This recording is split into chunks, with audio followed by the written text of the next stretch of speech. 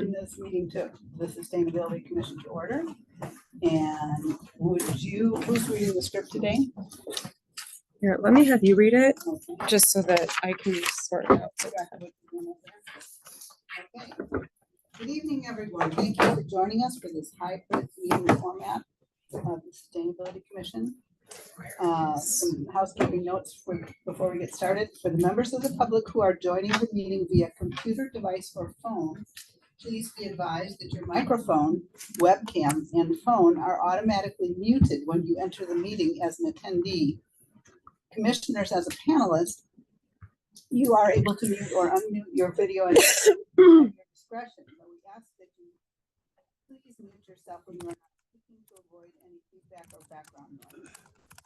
If you wish to participate during the public comment portion of the meeting and haven't already done so, please raise your virtual hand now to join the speakers queue in one of two ways.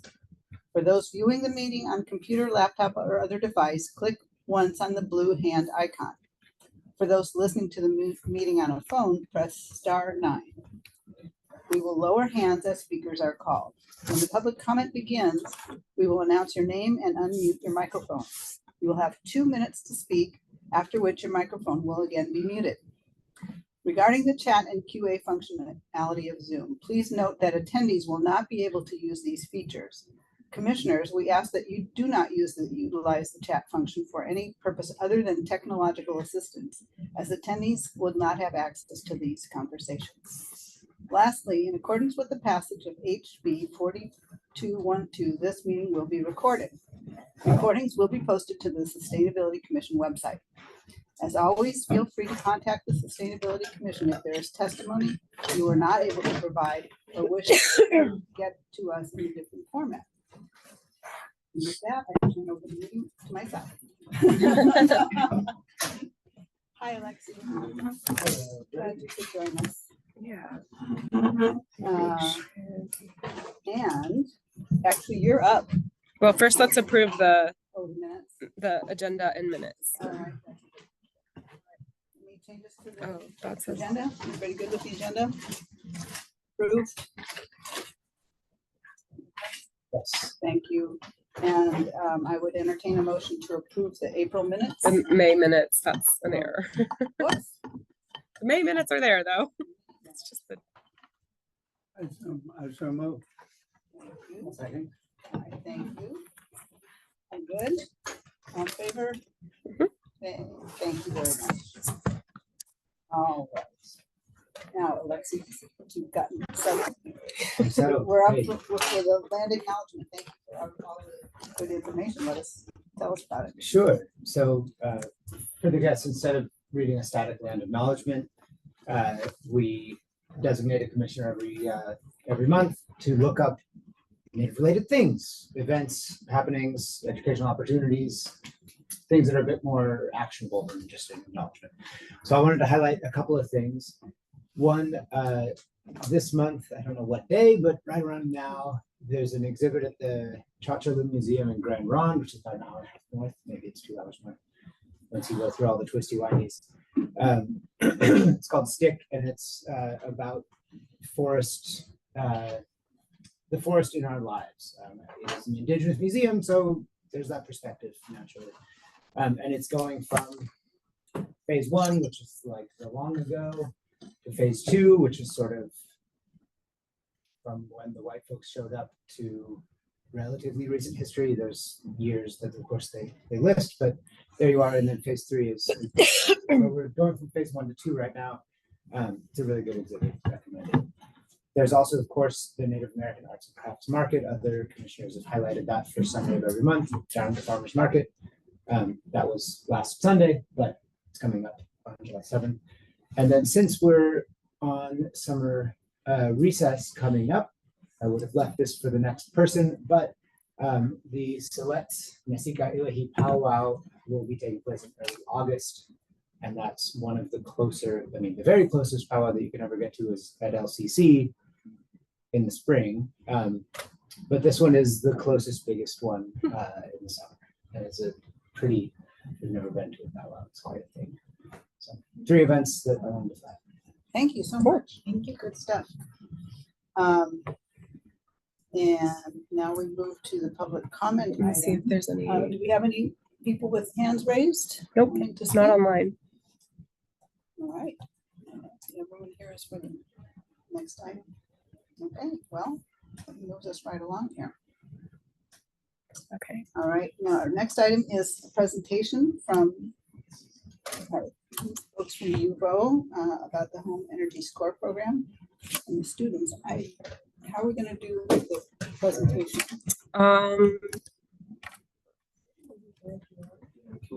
Actually, if you wanna slide up. Alexi, do you want to? Yeah. Devin, can you see the presentation? Can you say, like, speak yes or no? Because I can't see you. I mean, you mean like, I can kind of see the guys getting Oh, settled, no. Slide up just a little bit. You want to idea? but I can't see the slide. Oh, wait, hold on. I know what to do.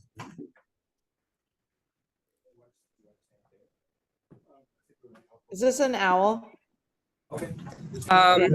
Okay. Okay, now do you see it? True. Do you see the power? Okay, Karen's giving me a thumbs up. Katie, do you want to click the through? Do you know when they, because you could switch seats with me and then just hit the go. Hi everyone, I'm Blair. I'm a graduating senior at UVO. I'm majoring in environmental studies in 3 p.m. and I'm minoring in sustainable business. And I'm Will. Can't really hear. Can't hear. Oh, gotta speak up a little bit. Yeah. Sound Where are like- the microphones? Is this the microphone? Yeah. Yeah, it's in the, Yeah, but you're not being able to move it too close. and we move it at all.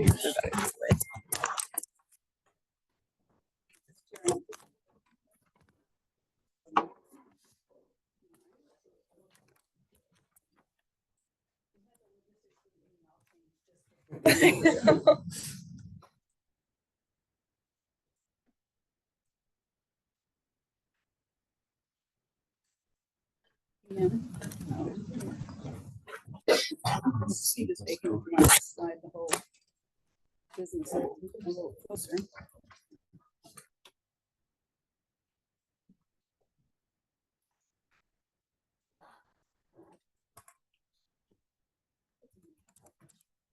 How's that? Can you hear all right? I don't know.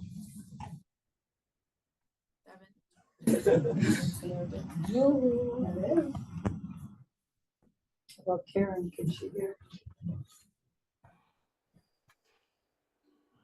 I don't hear anything right now. I'm Right waiting. now. How about now? How about now? Can you hear? Okay, yeah, I think so. Okay, Well, I can hear you, Jan, but we can't hear anything else. Hi, my name is Will. Can you hear me all There right? you go. Yeah, Yeah, that's a lot better. Before you were really far away and it was too hard to hear. Perfect. okay, excellent.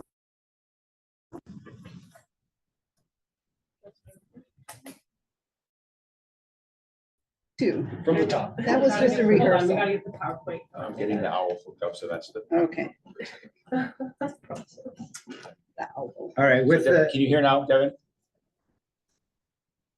Can you guys try it there? Can you hear us? Devin, are you there? Yeah, I can hear you. I'm thumbs upping, but I don't have a slideshow now. All right, we'll get there.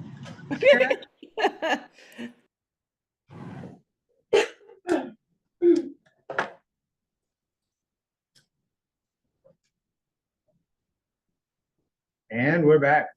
Woo-hoo. Mm. All right. Okay, once again, I'm Blair. I'm a senior and I'm studying environmental studies and 3 p.m., which is like our planning department at the U of O, and I'm minoring in sustainable business. My name is Will. I'm a graduating architecture student, and I have minors in landscape architecture and environmental studies. My name's Nicole, and I am a third-year architecture major. My name is Thalia. I'm an upcoming senior, and I major in political science with a minor in environmental studies. My name is Ernest. I'm a third year 3 major and architecture minor. And we also all gone through an extensive training with the Department of Energy so that we are certified home energy scorers, which I would like to note. We are qualified people. Finally. There was a note we're suggested to say. I think you click like the space bar or up arrow. Oh. Down arrow. Okay. Okay, so the agenda, I'll just go over briefly what is the SCORE Energy Program and who is eligible. And also what does a SCORE assessment entail, and also data and results and our experiences. So what is the SCORE Energy Program? It is a collaboration between the U of O and EWEB and also the city of Eugene. It's also an opportunity for students to get hands-on experience working with both the Office of Sustainability at the U of O and EWEB and learning like their filing systems and data collection methods. And it's also a service to community members. So it is a free service and our goal is to help people save money in the long run. So what is a SCORE assessment? It's a U.S. Department of Energy program developed to quickly or rapidly assess a home's building performance. So data is collected about building systems such as HVAC and insulation, and then it's all entered into an online form that rates the home energy efficiency performance on a scale of 1 to 10, with 10 being the most energy efficient. So all of that is put into a report and then sent to our clients, and they're also given some recommendations about how to save money. And who is eligible? First and foremost, all EWEB users are, or you have to be an EWEB user to be eligible. But within EWEB users, any renters or tenants, rental property owners, or low-income residents. Which is nice. And then just a little bit about the actual home energy assessment process. For the in-person assessments, before we actually go to the home, there is a data collection process through the Land Regional Information Database and Energy Insight. So through RLID, we gather the basic information about the home. So the square footage, the year it was built, how many stories it has, etc. And then we use Energy Insight for actual energy usage data. So how much electricity they consume per year. And then we can also sometimes find floor plans, HVAC data, installation R values, and yeah, stuff like that. And then before we head out, we gather all of our materials. So our note sheet with the floor plan, our thermal camera, flashlights, measuring tape, all that stuff. So yeah, then we head to the house. And our first step once we get there is to, well, first we greet the client, explain the process to them. Then we start by measuring the R values of the walls, floors, and attic using a thermal camera and measuring tape. And even though we can sometimes get this data through EWEB's Energy Insight data filing system, it's always good to double check because sometimes that information can be outdated or just plain incorrect. We've seen that happen a few times. Yeah, then our second step is to take note of the home's HVAC system, specifically just the type and age, and then from that we can derive the efficiency numbers. And then our third step is to measure the windows, and then we also take note of the frame type and how many panes it has. Most homes in Eugene just have double pane vinyl windows, although sometimes on older homes you see single pane, so it's important to note that. And then before we leave the home and go back to our office, we gather any other data that could be important to the home energy assessment. Most commonly, that's usage habits. A lot of the times homes will have 2 HVAC systems. So for example, if someone has a radiant heat in their ceiling and a heat pump, we'll ask them, which one do you use more, whatever. And yeah, we also take into account any concerns they have. So if they have mold, leaks, anything like that, we like to take note of that as well. Then yeah, after that's complete, we go back to the office and we input all of the data we've gathered into the US DOE Home Energy Assessment Tool. That form on the left is what the data entry form looks like. Once that's generated, it usually takes a few minutes. We'll send the results to the client via email, along with the form outlining what eWeb rebates they qualify for. And then once it's all sent to the client, we log the assessment into eWeb's Energy Insight records for future reference. And then that's for the in-person assessments. And then the process for remote assessments is essentially the exact same, except we just don't go to their house. We gather all of our data from the eWeb records. And then if we're missing any information, what we'll usually do is we'll either email the client, or if they don't know, if the client doesn't know the information or they don't reply, we can just make assumptions based off other information we have about the house. Usually just its age. We can use its age to determine, you know, what the installation is going to look like. And then, yeah, for remote assessments also, instead of using the official US Department of Energy tool, we use a different remote energy assessment tool, which works through Excel, Microsoft Excel. So yeah, now we're going to look at the PDF that we send the clients. You can skip that one.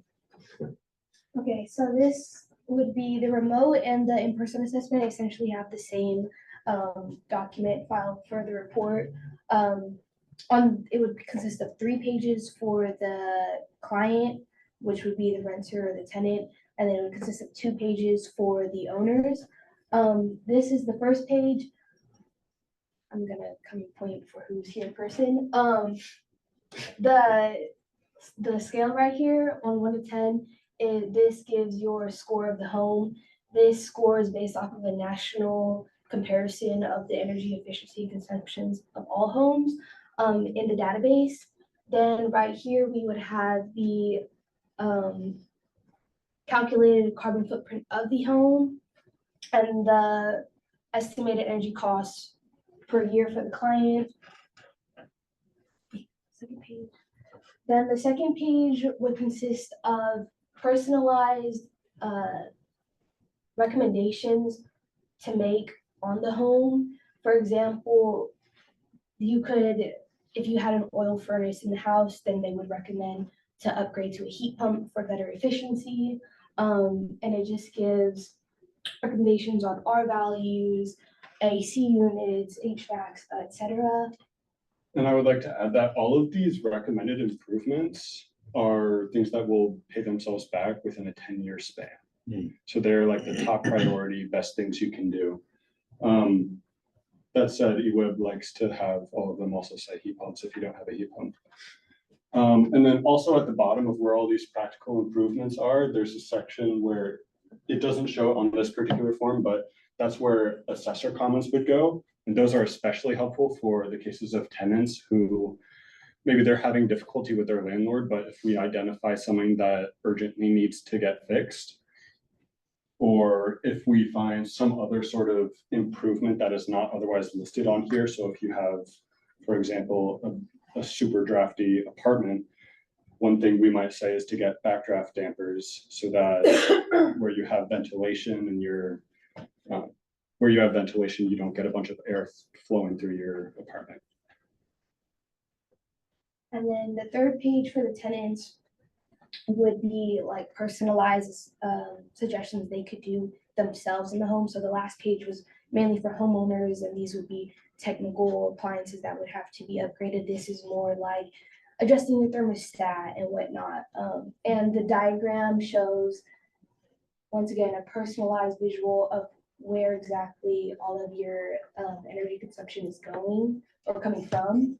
And it just gives a better analysis for the customers on where they need to focus on to better lower the cost. So for our results, for this year, we have assessed 82 houses. And then for 2017 to now, we've assessed a total of 830 houses. We've noticed afterwards a total of 209 energy improvements in the houses that were assessed. Most of the clients ended up being tenants, and that would be because that they wanted to have a better quality of life in the house and also to decrease their energy bills. And although we have been scoring less homes recently after COVID, we have included remote scores as well so that we can provide accessibility So that way they can still have access to this resource even if they're not available during the weekends when we assess, or when they just don't want us to be in the house. Most of the homes that we've scored have scored lower than 6 or 5. And that just proves that Eugene has a lot of old houses that need a lot of improvement. As you can see, most of them are in the 1 category. And for the improvements, most of them have been ductless heat pumps.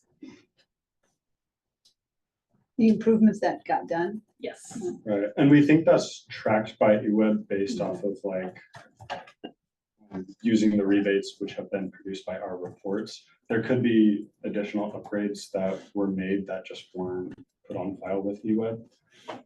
So, yeah. So some of our observations, first of all, tenants pay the utilities, but landlords are responsible for the building systems which impact efficiency. So this produces a pretty significant conflict of interest. A tenant is not going to pay for an upgrade for a temporary housing arrangement. So this is especially,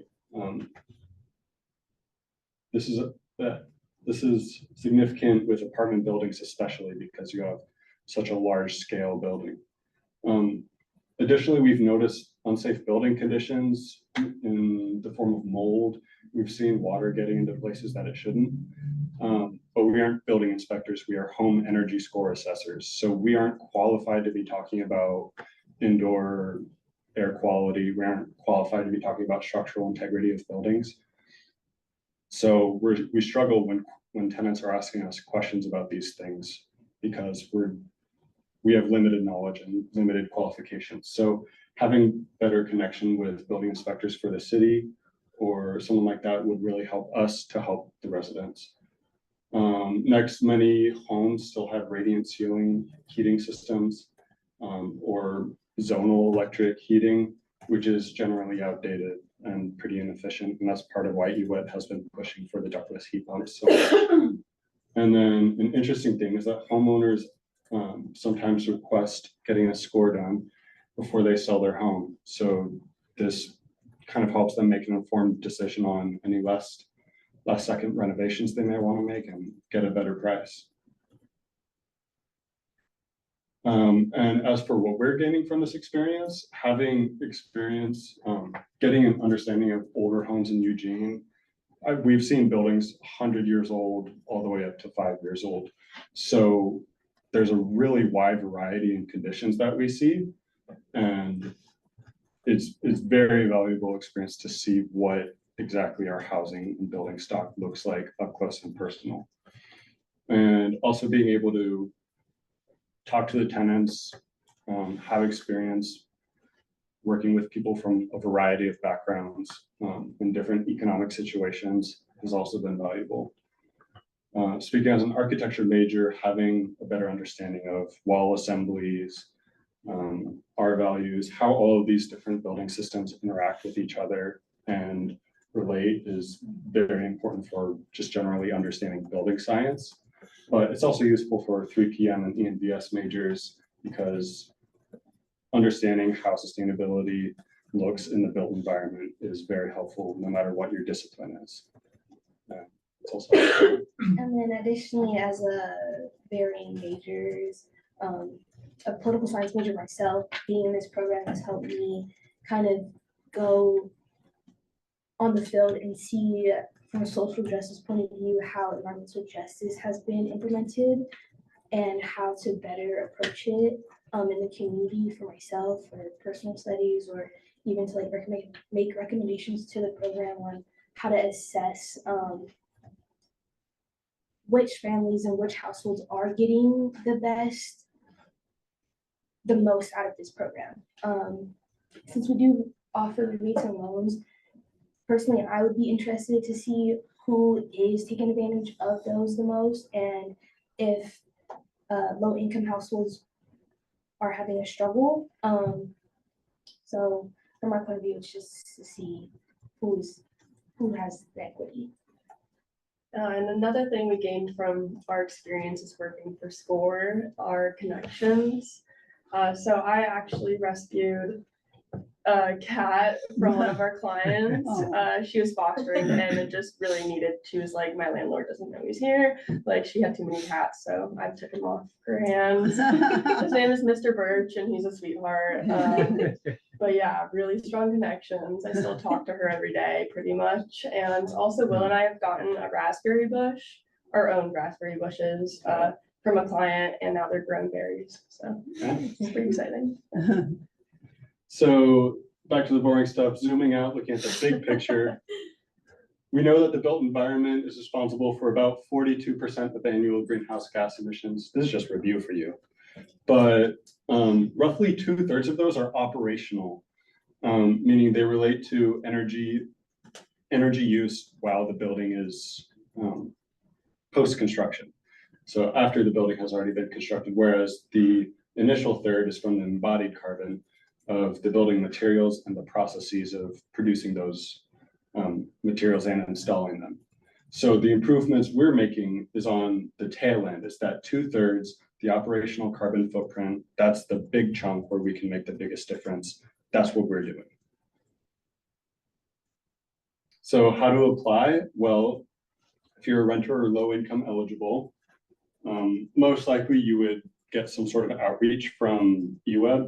There are a lot of emails that are sent out, but if you don't receive that, you can just go on, this is on the city's website at this link. You can get information on how to apply.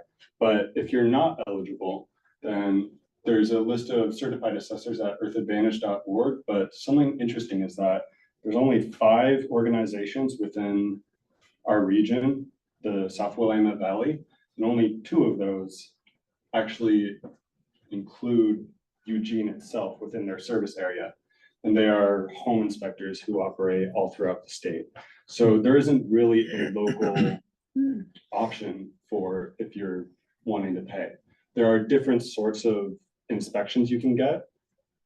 There are other groups who do efficiency inspections, but they don't do this particular one that we offer, SCORE.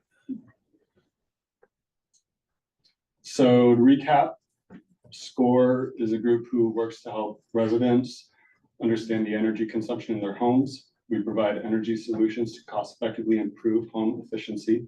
We connect residents with relevant rebates currently being offered by EWEB, and we contribute to decarbonization while supporting the community. And with that, thank you for your time. And we'll take any questions. Commissioners, people have questions? Dennis, go ahead. Yeah, it looked like you're just mostly looking at HVAC systems. Do you make any recommendations or even look at things like, hot water heating, cooking systems or that? Does that factor into assessments at all? Cooking, no, but hot water, yes. Yeah, okay, so included in the score is hot water. Yeah. Okay. Yeah, we also make, there's some rebates for improving your windows, insulation, air sealing, yeah, there's a couple. Yeah, we don't do any other appliances though, like washers or dryers or kitchen equipment. Lexi.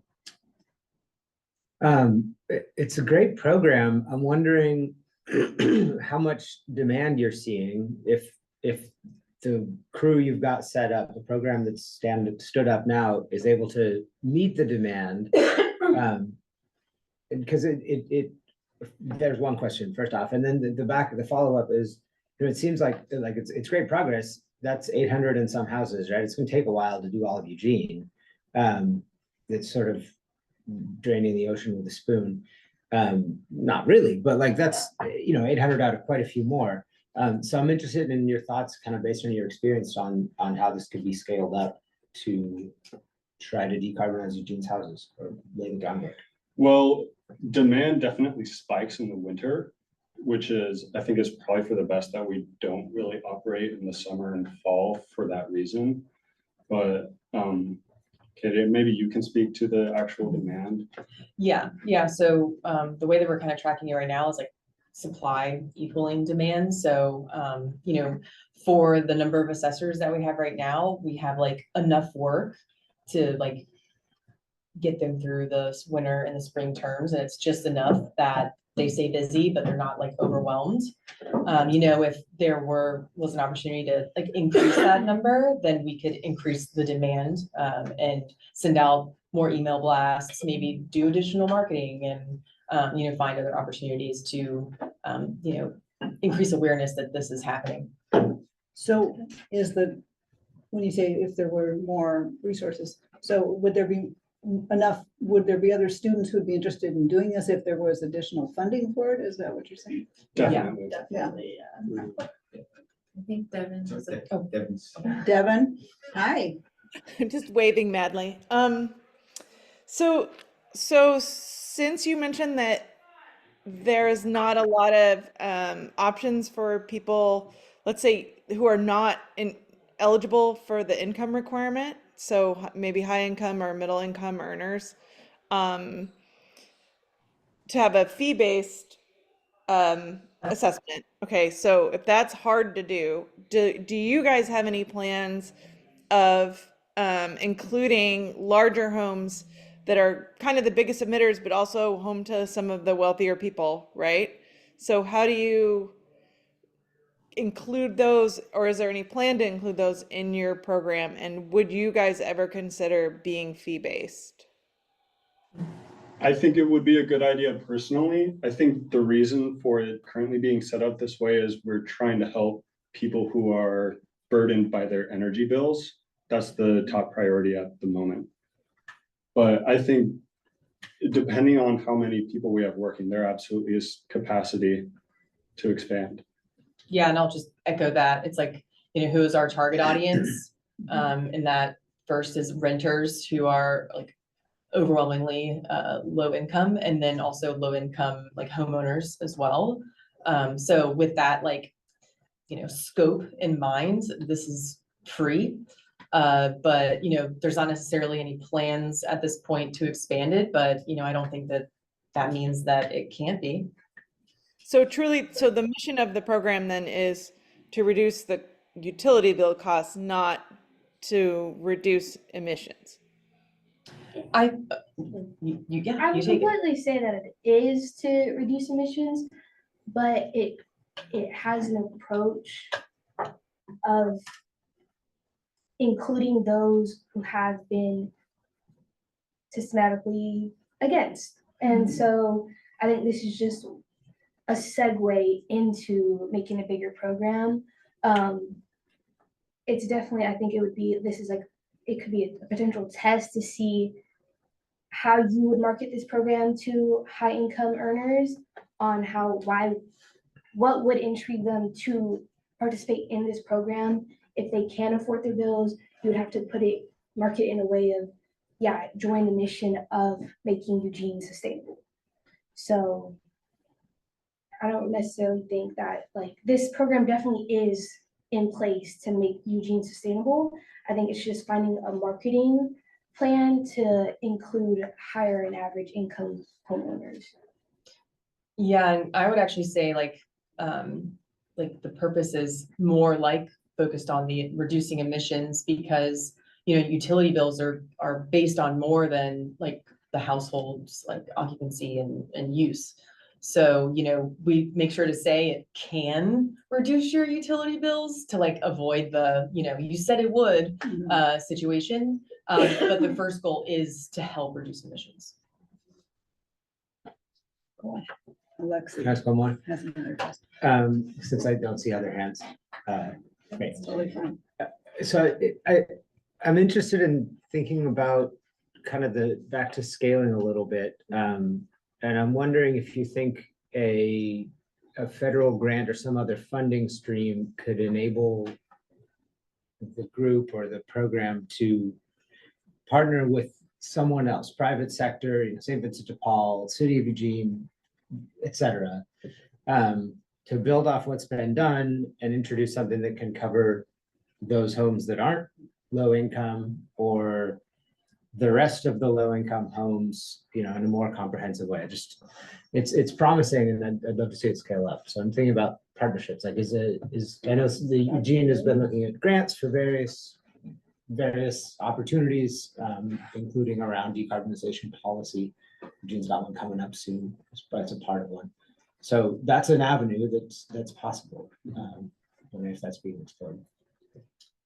Well, Ian wants to I would jump just say in. in response to that, I think the city has talked to the sustainability program on campus about kind of what the program is, where it could go. So I think that's something that has been, certainly since my time at the city, and I think even before my predecessor, that's been discussed and trying to figure out kind of, is this program a bridge to something that's different? Like, I think, so those are ongoing right now to try and figure out, because I think this is really great work. I think we've learned a lot from this program. I think it's been really great. I'm really thankful that you have always kept this going, and to try and figure out how we leverage what's been learned from this for like the next phase of what this means for the city. It feels like a really important conversation. We haven't figured out what that is yet, but we are having those conversations. Awesome. And Yeah, to it kind seems of like build there's off of enough, that. there's enough things that have been done and enough Yeah. findings to start diving. Just to build off that real quickly, like on a note on scaling, you know, like getting increased funding is always like, please.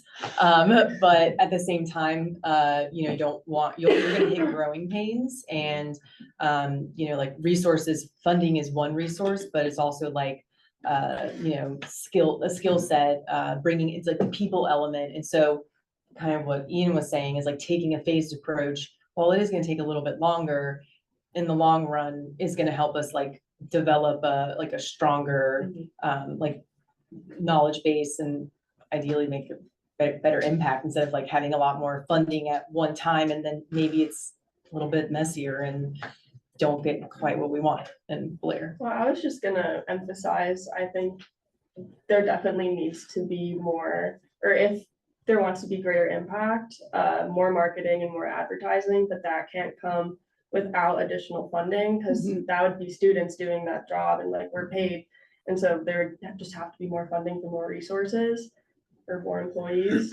And yeah, that was the main point, in terms of scaling up. And that would be like one of the first phases of that. And one of the most important, just to like see where the demand is at. Because then if there's high demand, then we could probably get more money from whatever programs. Yeah, last year we started a harder time like scoring assessments because all of us were new. So because of COVID too. So I think that also impacts how we're starting back up again.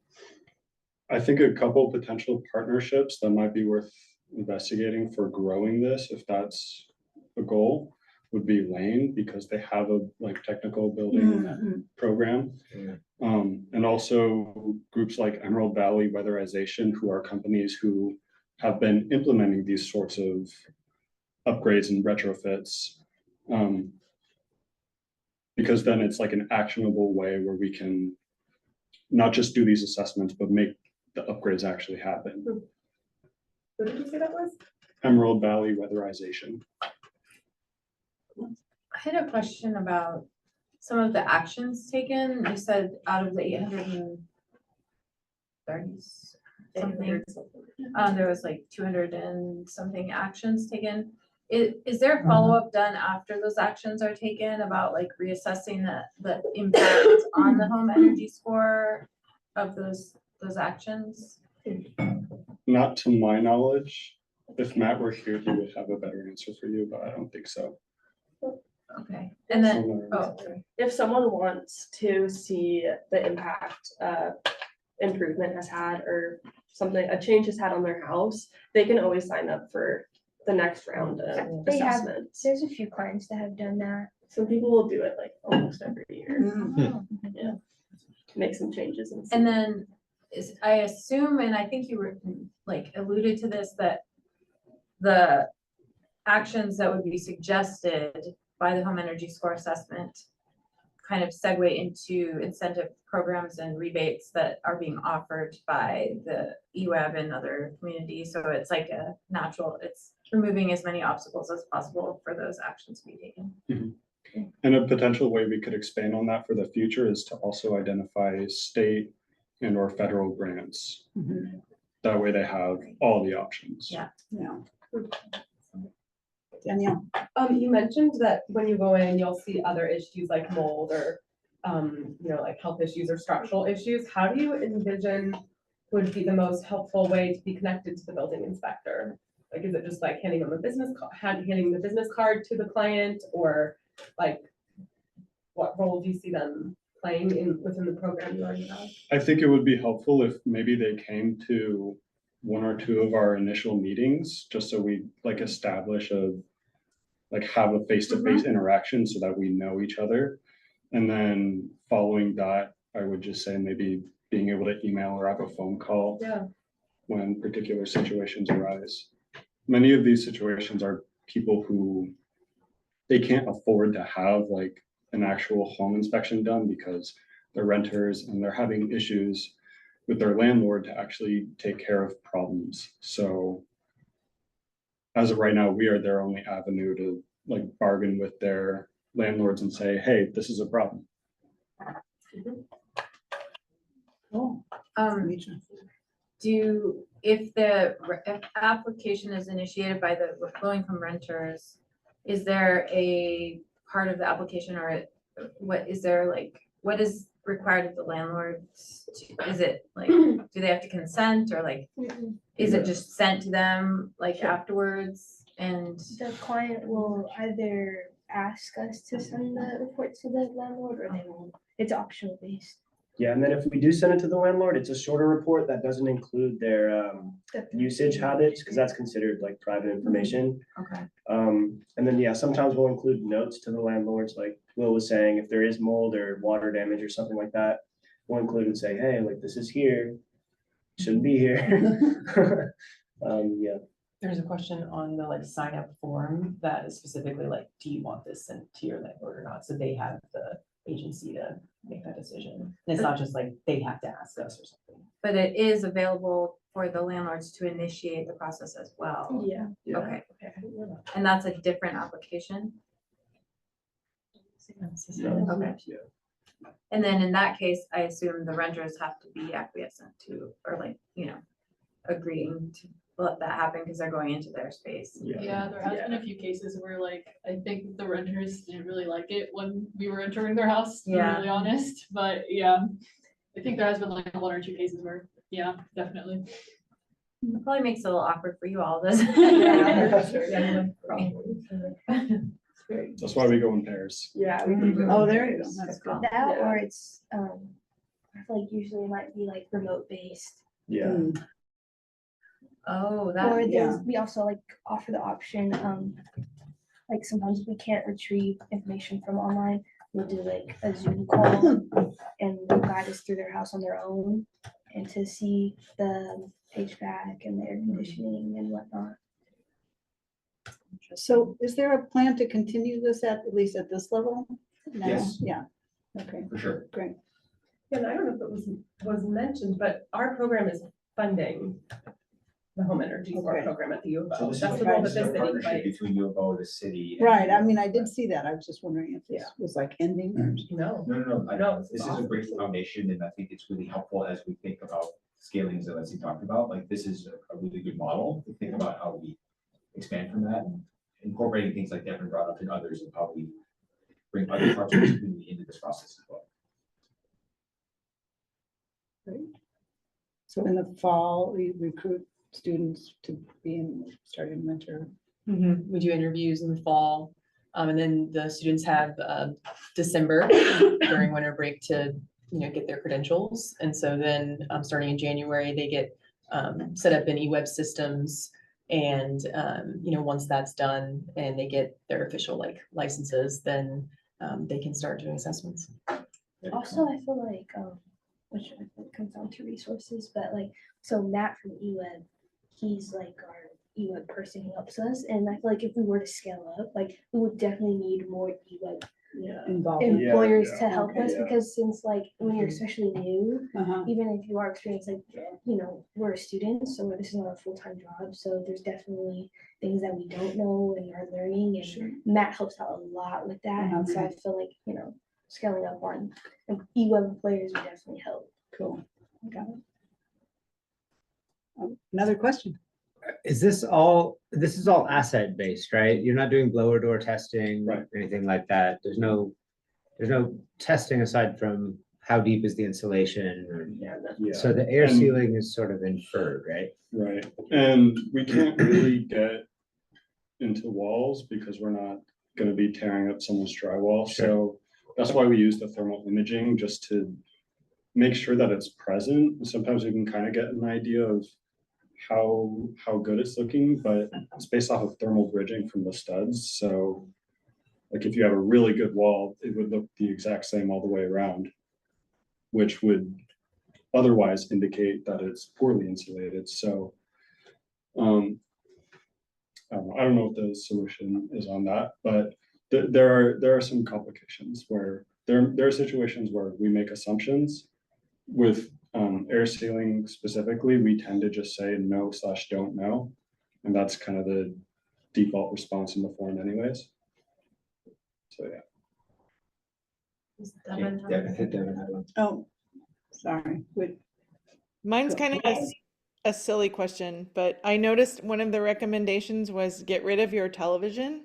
I was just curious if you like had any success with that, or are you just talking about like, is it a really old TV that is less efficient? Or I just thought that was kind of funny, like, I don't know, like if I'm not you sure. go for that. I can say that TVs are generally speaking the second highest source of energy use within a home. Really? So if you have a really big one or a really fancy one, then that's going to end up on there. But when we're doing these assessments, we don't really look at the internal appliances all that much.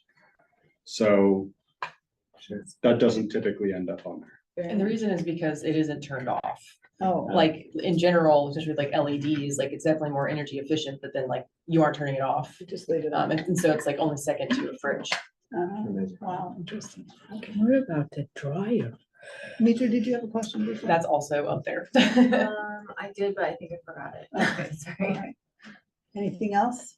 I got one more. Oh, yeah, good. If this were to be expanded to something kind of like in Portland, where there's a point of sale requirement, so you sell your home, you get a score, and you have to get a score to list it. What do you think there would need to be any changes to make it play that role in Eugene?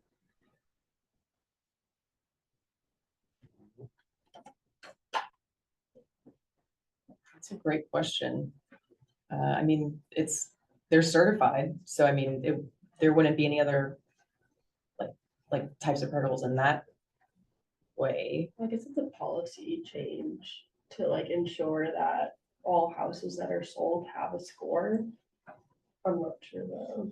Right, there'd be that. Definitely the increase requirement demand. policy. Yeah. Right, there'd need to be like ramp up to be Yeah, able to do it. more- I'm just more wondering in students terms of do how you're going to places and how you're doing it, whether it seems like the current model would work in a lot more homes in that policy setting. I think the one thing that probably have to change is the virtual, which I think is a really Yeah. cool thing that was done. I think that the Federal Department of Energy is working on, like, as I understand it, approval of kind of a virtual methodology. But I think the in-person thing is just, you're basically using DOE standard to go in and do that work. So it's just, it's the standard. Exactly. Cool. Okay. Thank you. Great. Can we take 2 seconds to, so I can take a picture? Yeah, of course. People can get like snacks and stuff. Oh. Oh, There you go. yeah, great. Let's see, I might. I know, I just sprung this on y'all. You all look great. Yes. Great job. Do you want me to get one with you in it? Thank you. Yeah. For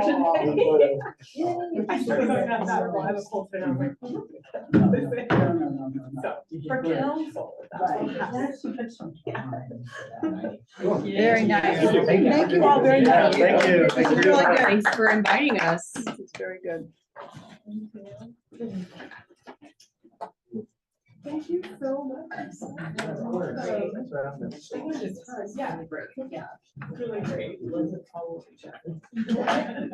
Very interesting. lots of potential. We're doing all right on time, so as long as we're kind of breaking, if you want to take a break right now, go ahead.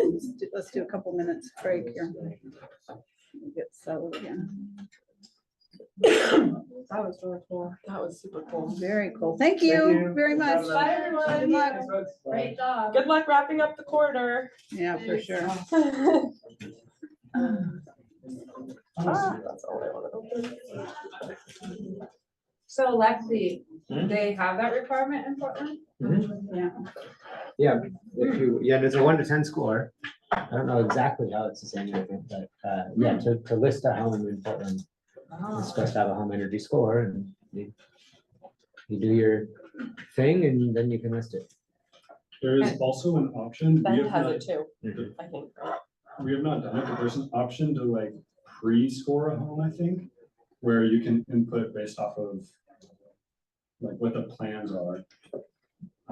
What systems are you planning on using, like when you use your permit approval, you can input the information based off of all of that, and it will give you like a pre-construction score, which might be a potential option, like making it a, like, if you oriented it about future buildings, then it would maybe be a slower roll into it, rather than all of a sudden having like, companies to do this and a whole lot of homes that are stuck in between sales. I mean, I assume there'd be some kind of slow phase in of the requirement. but, Yeah. It can't be the only thing that stops a home from being listed. Right. All right. Is there data on how our area compares to other people, other areas? I think the data exists. I don't know how to get it. Matt might. Matt Letter. All right, we ready to move on to the next item? Danielle, going to talk with us about the outreach they've been doing. Yeah, so Devin and Karen, can you guys hear me? Just give me a thumbs up. And can you see the PowerPoint? Okay, cool. Well, yeah, so we're excited to be back at the Sustainability Commission talking about this. For the folks who may be watching this live or on the recording, I'm Danielle Klinkabel. I'm the Climate Policy Analyst at the City of Eugene.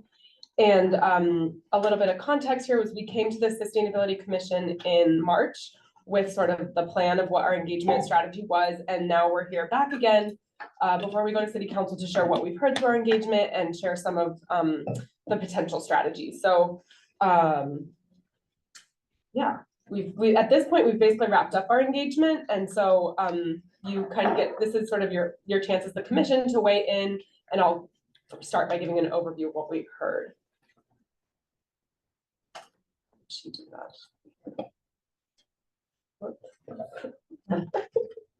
You can buy a bus one day. I know. Oh, okay. So before I get into it, I'll just give a broad overview of our climate goals, just to get everyone up to speed of like why we're even here. So City Council adopted the Climate Recovery Ordinance to reduce fossil fuel use by 50% by 2030 and to reduce greenhouse gas emissions by 7.6% per year, based on a 2010 baseline. City Council also has a more aspirational goal to decarbonize existing buildings by 2045. And our climate action plan is helping guide us towards achieving those goals.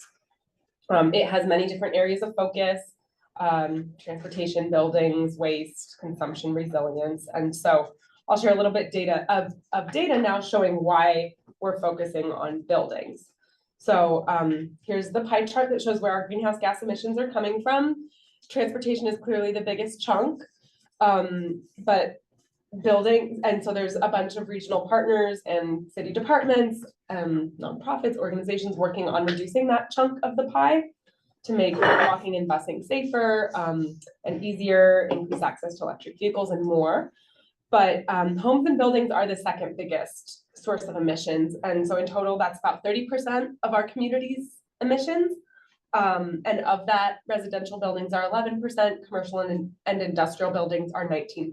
So this sort of just helps to explain why the city is focused on reducing emissions from buildings.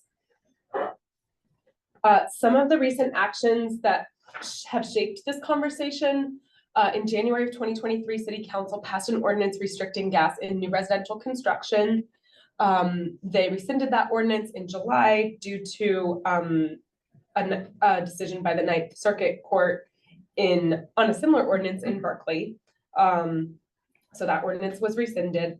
And in the wake of that, there were two motions from City Council to do engagement with historically marginalized communities and with the business community to develop a plan for decarbonization, as well as to research fossil fuel reduction strategies in other jurisdictions. And so we'll be presenting to City Council on both of these motions in July. I'll be presenting the results of our engagement on the 10th, and then Ian will be addressing the second motion on the 17th.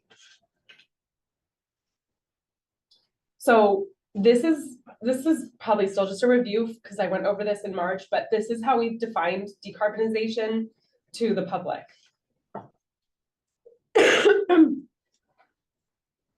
The idea here is there's not one single strategy, but a range of approaches. So, you know, for clean energy, we've defined that as meaning that the building uses energy that emits little to no greenhouse gases. Energy efficiency is one of the main approaches, and that can include many different things. There's clear support across all sectors for this strategy being, you know, a preference.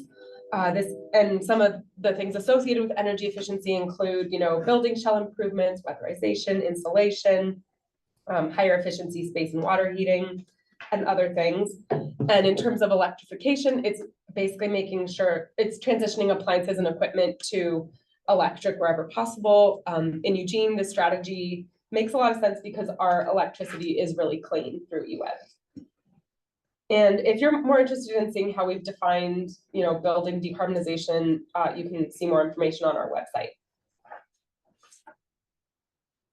So our engagement has been really broad in terms of we've done focus groups, one-on-one interviews, an online survey, and more with many different stakeholders.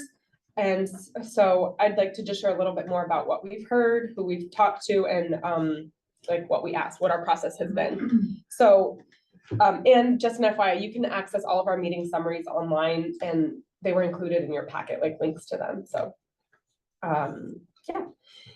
So in terms of engaging with residents, we prioritized engaging with groups that we know are at the front lines of being impacted by climate change. So that includes low-income communities, people with disabilities, seniors, communities of color, and youth.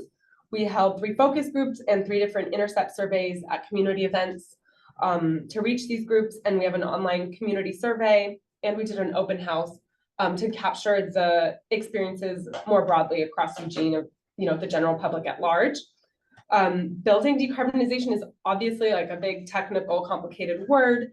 So to make the topic a little more accessible, we've called it efficient, healthy, and resilient buildings. And for a lot of these conversations, we started by asking people how they've been impacted by extreme weather, just as a hook to better understand how the energy features of their home affect their health and safety every day. And from there, we could then get into more like what concerns do they have with decarbonization? What, you know, upgrades are our biggest priority? How could they benefit? And so the biggest takeaway for a lot of these disadvantaged communities is that they face a wide range of challenges, including housing quality that compromises health, being highly cost constrained, and being highly vulnerable in their households during extreme weather. Obviously, you know, we're talking about decarbonization here and reducing energy usage, reducing emissions associated with that, but there's many other co-benefits that these communities can benefit from, like more almost. One big concern is that these upgrades will lead to unintended consequences, like potentially increasing housing costs, rent increases, energy cost increases. We know that many of these communities tend to be disproportionately health burdened. And so what we learned from the disabilities community and from other people with health conditions is that there's a need for reliable access to energy. And that came up a lot, given that this engagement occurred right after the ice storm. in terms of rentals, which is actually some of the least efficient housing. And, you know, they're the most burdened with energy costs, high energy costs. There's a need to work with landlords and collaborate with landlords to provide them more access to data about the energy performance of their homes. So it was really interesting to learn more about how the energy score program is actually available to landlords. I didn't know that. But yeah, so expanding access to programs like the home energy score, expanding incentives that are specific for rentals. Those are all big priorities. The other big phase of our engagement included engaging with the business community. So we held focus groups with a bunch of different building, business and building sectors. So like commercial building tenants and owners, industrial manufacturers, food manufacturers, you know, restaurants, a bunch of the other ones listed here. And as well as interviews and focus groups with BIPOC owned businesses. And again, our goal here was to understand their overall challenges and opportunities based on those different like building types and energy needs that those different businesses have. Part of this engagement with businesses was also to rebuild trust after the ordinance. The business community is a critical partner for reducing emissions. I mean, 20% of our emissions come from the commercial sector. And so having a positive relationship and identifying points of collaboration and that could help us take meaningful steps forward was like a big goal. And I think we were successful in getting the business community, key members of the business community to that place of like collaboration and problem solving. Some of the biggest concerns we heard in these business focus groups was concern about reliability of the electric grid during weather events, uncertainty whether the grid can handle increased demand for electricity, and a desire for decarbonization to occur through incentives rather than a mandate. And then they also expressed a need for more support in navigating those incentives. There's a lot of support for energy efficiency and reducing energy usage, and a support for expanding uptake and like experimenting with some of the more emerging technologies and like clean energy solutions. So things like power storage through batteries, solar at all building and community scales, even some interest in hydrogen by certain industrial sectors. But businesses want more support and more collaboration with exploring and adopting some of these newer technologies. Most recently, we've been engaging with sustainability and environmental groups. So we brought together 20 different local nonprofits a couple weeks ago, and now we are engaging the Sustainability Commission. What we've heard so far from these groups is that there's support for increasing education and awareness, for prioritizing frontline communities, and for expanding incentives. But a lot of the nonprofits we talked to stressed and reiterated the need for a regulation in addition to incentives. The sentiment echoed in many of these conversations has been one of urgency and what is the cost of doing nothing or not doing enough. And then we also have been consulting with both of our utilities that provide power in Eugene, so EWEB and Northwest Natural. They're obviously critical partners as we decarbonize. And the reality is there's just a lot of uncertainty regarding the future energy mixes for both of these utilities. So just a couple things, like there's uncertainty regarding the fate of the climate protection program. The Public Utility Commission's approval of Northwest Natural's recent integrated resource plan is still unclear, and EWEB is currently renegotiating their contract with Bonneville Power. So power planning for both of these utilities is extremely complex, and especially how these systems interdepend, like how gas and electricity interdepend on each other. So as all of this uncertainty gets sorted out, it complicates what pathways forward the city has that could be most impactful. And I think the important takeaway for us through these conversations has been that comprehensive energy planning is key. There's a conversation that's going to continue to be had with the utilities, and we just need to be aware of the trade-offs of certain decisions and both sides. So in terms of slicing across all of this engagement and to distill it down into, you know, what are the broad pathways that and themes that we've heard that have, you know, alignment across all of these different sectors, it roughly like breaks down into the following themes. First, there's a need for continued and meaningful engagement with the community, like as we design, implement, and evaluate policies and programs. Second, in regards to the financial costs of building decarbonization, that these costs could exacerbate social and economic inequities. So things like it could increase housing costs, it could impact workforce and wages, it could impact the ability of local businesses to thrive. And so as we move forward, we need to be aware of what those unintended consequences could be. Third, there's broad consensus that decarbonization can provide a number of benefits, improved air quality, protected health, mitigating climate change, reducing costs, but extra effort is needed to make sure that these benefits reach everyone. And fourth, we've heard across the board that there's lack of awareness about existing incentive programs and a need for more support in navigating them. There were also lots of great ideas for additional ways to incentivize decarbonization through alternative mechanisms. So one example there is like looking at within city programs and policies and like loan programs that we have, where is there an opportunity to incentivize, you know, greener building? So yeah. And then fifth, expand education, guidance, and collaboration. You know, there's very little awareness about how to decarbonize, I think in the residential sector. I think for the commercial sector, there needs to be more technical assistance and like sector specific guidance, especially given new recent legislation that has passed. And then just fostering a spirit of collaboration as new technologies get explored and adopted. And then finally, just ensuring clean, resilient power is at the foundation of decarbonization. I think this one, the resilient piece, came up a lot given the ice storm had just happened. That was a big worry for people, that as decarbonization occurs, we need to make sure that power is still reliable and resilient. So that's what we've heard.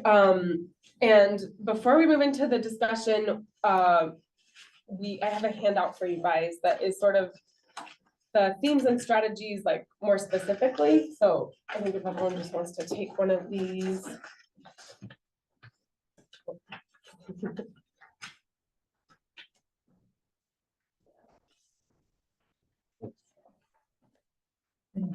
So one page. Okay. Yeah, it's just a one page. We got plenty. Yeah, and I think we want to open it up into a group discussion. In front of you, what you're looking at is potential strategies that we've sort of narrowed down and plan to sort of sharpen and refine a little bit more for City Council. But today we'd like to get some of your feedback on how this lands, you know, and we want to make space for adding to this list. We've got, and we just want to better understand like what do you think is still missing and what are your biggest priorities?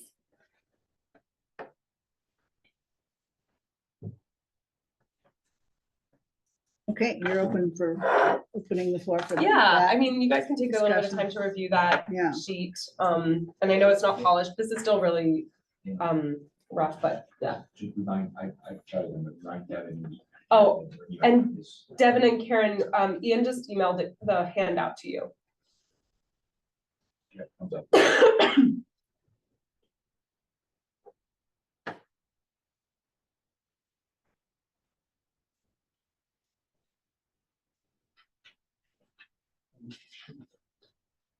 What does Yes. SDCs? Oh, system development charges. So those are things that developers pay into. They're like fees that developers pay into in order to fund some of the public infrastructure that surrounds the buildings that they're going to build. So like the stormwater infrastructure, the sidewalks, the streets. Developers have to pay a fee when they're going to build that goes into a fund so that the city can build those other amenities. Even if you only build one house, you're still paying some system development fees. Yep. 4 years.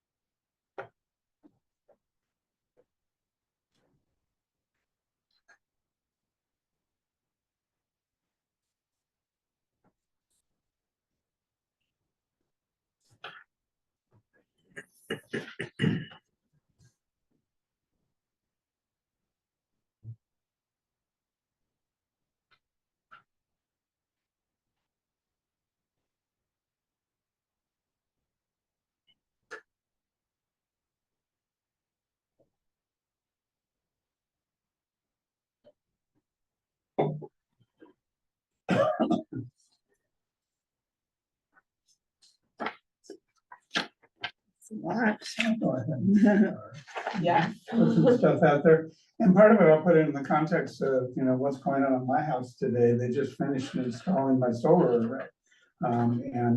Inspectors approved it. And I'm in the midst of this stuff, but finding out about incentives that were available for me took me doing some homework. And fortunately, my vendor was really, on top of it on a very timely basis.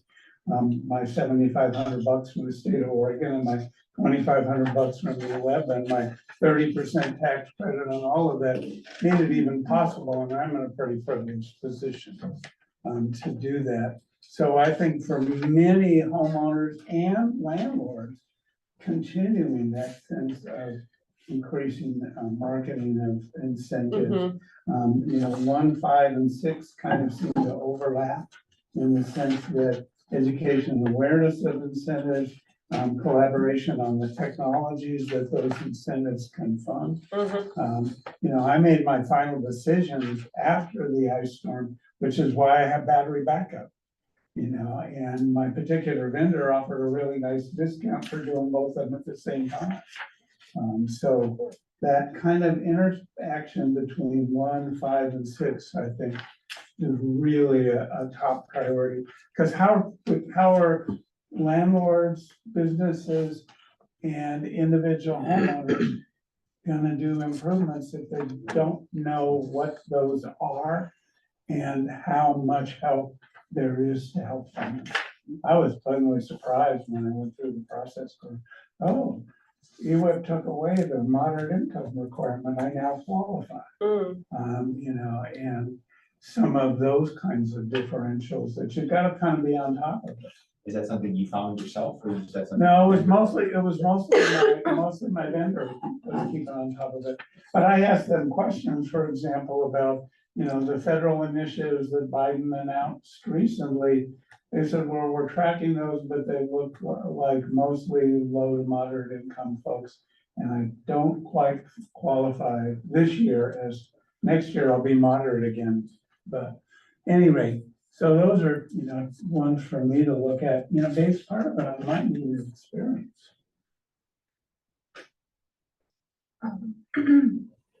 I think it'd be helpful to look at this maybe through the eyes of the people that possess the obstacles or barriers. So one is, there's a lot of educational barriers that people don't know what we know, right? This is what we do. We know a lot of things. So understanding, really simple stuff can be really helpful in motivating people to look further and then making that stuff accessible to find, obviously. And I mean, I noticed even with our presentation, there's like this somewhat perception of this struggle between, social justice and socioeconomic access and equity, and the need to take action promptly on these things. So I think if you look at it like different and I think there's a point to say, some of the bigger offenders are people that have higher incomes because they have bigger houses and they have more, so it's like, there's just so much to think about. But if you just think about in terms of actionable things. Like, what is the easiest thing to remove the obstacles for folks making these upgrades and changes? So like, it seems like it really simple to just, you know, have some basic education more broadly, like about how decarbonization can happen and what is causing it. And then having the access for the current existing incentives to be more accessible and available, and making sure it's targeting not just low income people, but maybe everyone. Maybe there's an offering to everybody of some form, because there's like different barriers at different socioeconomic levels for people. And like the businesses, I mean, what I'm hearing when you're saying of your inquiry is like, there's a lot of, the most initial response is like, is it gonna raise our rents? Is it gonna raise our, you know, those are the fears. And it's like, you know, if you kind of flip the narrative and tell people, you know, you have to alleviate those fears before they can really listen and see and relax into the idea that they might want to change. It's like deep, like breaking down the barrier of like, it's a competition between me and my money, and like these changes that help everyone. It's like present bias, you know, it's like me and my money matter. And I know that, you know, climate change is happening, but you know, I have to live. Yeah. So if there's a way to like destigmatize or immediately reduce that response and barrier for people, and then like making that information education in current existing programs as accessible as possible, as findable, and making sure. So that was just some immediate thoughts I had. I think, Devin, did you have your hand up? I think Karen does. Karen does? Oh, yeah, there it is. Okay, Karen. Karen? First of all, that was kind of mind-blowing, the amount of effort that went into that. And number one, thank you for really taking the climate action plan seriously, and for all the work that you both have done to you know, examine this and do a deep dive. And that's really exciting, because I often see sustainability efforts be lip service. You know, you create these policies or these rules, and then, you know, it becomes a marketing tool instead of something that's based in reality. So bravo, that was excellent, really thorough. It looked like you went to great lengths to really do a deep dive, and it was a great start. You know, being that I have been involved in the zero waste stuff, I really, and then the population of the university, one of my big things was that, you know, there's a lot of landlords, especially large companies, that handle most of the inventory, the rental inventory in Eugene. And at one point we took a bunch of people from the city around to show them at the end of the year all the stuff that was ending up in the dumpster. And one of the things that we brought up, I'm just giving you a story here, but it relates, sorry, was this concept that, you know, any kind of licenses for these rental properties, which also carries over to developers and, you know, permitting as well. It would be great if they had some requirements, but it's very hard, as I understand it, to make those changes. And so how do you create these incentives and this interest? And I wonder if there's something that can happen that isn't part of the changing the rules or something like this, where, you know, for any of these things, for developers, for licenses, for large rentals, for permitting, because everybody has to have these kinds of things to build, you know, these things or operate these types of residences, is to have some kind of education requirement that, you know, they have to go through part of the permitting process involves, you know, going through an educational seminar which talks about these incentives, which talks about the climate action plan for the city, etc., so that it's incorporated into these processes of permitting and licenses to do these large things. So that's my first observation. So instead of making this something that would have to be a rule change within the city council, is Is there a way to incorporate some kind of stock educational program that people have to watch, which includes this opportunity on how to create incentives? I mean, how to access incentives, and then this, of course, overall thing about what we're trying to do, and in terms of the city. And I really, really appreciate the piece in there about conservation, because I've seen for years, that we keep going sideways on these energy choices, but where's the discussion about conservation? Because when I think about waste, for example, we're talking about replacing plastic somehow, but the ultimate thing is that the same thing with energy. We're talking about getting rid of natural gas, but years ago, I don't know if some of you guys weren't around for this, but Jimmy Carter, during the gas crisis, this killed his presidency, is that he wanted Americans to tighten their belts and do conservation. So how can we incorporate that in there without pissing a bunch of people off? That's one comment. And the other comment that I have on this is that one of the things that's really glaring for me is this concept of these emergency situations, because I think that just going strictly to one of my philosophical challenges is that just totally changing to these mini splits and geothermal and electric, depending on electric, is number one, that I don't think the grid is able to handle it if everybody went and did it at once. And second of all, as we saw and as we discussed, I don't know if Chris is there or not, but we were talking about the storm this year, which was pretty difficult, and if people had gas stoves or gas fireplace types of things, at least they could stay warm during that. And so, how do we address that piece as well? You talked about, I saw the thing you said in emergencies, have neighborhood groups or something like this, and that doesn't create the warmth and the resources that you need. Sure, it's nice to have your neighborhood united and stuff like this, but I have a gas stove fireplace and I've considered getting rid of it, but I also live in a neighborhood that has power outages regularly, and at least I would have a heat source. And though I was gone during that, I have neighbors who, in the smack dab in the middle of freezing cold winter, where you couldn't go outside, where you couldn't easily go to somebody else's house or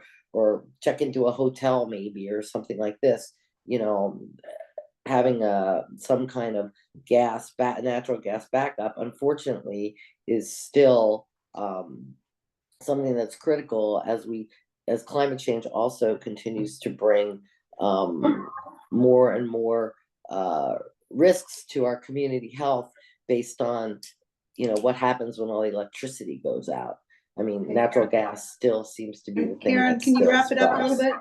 Karen, Okay, I'm can you- done, Jan. Thank you very much Okay. for your Okay, time. thank you.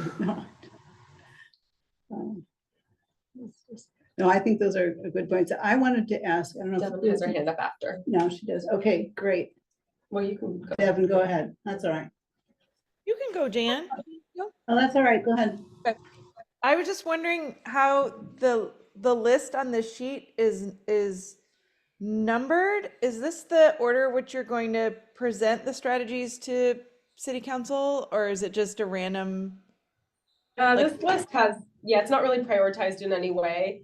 Okay. And I think that the way what we're working on for city council, so I've presented to you all tonight up to basically those 6 broad themes.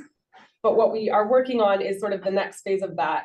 What comes after that, which will go to city council in July, is 5 to 7 top strategies. And so that's what we're looking for feedback on, and what we've been looking for feedback on through sort of this last few weeks of engagement events that have had of how would you prioritize this list? Are there things that jump out at you that would, that strategies that you see that could best serve our community?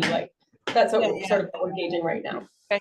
So my comment on that was that I went through and read not all I didn't read all of them.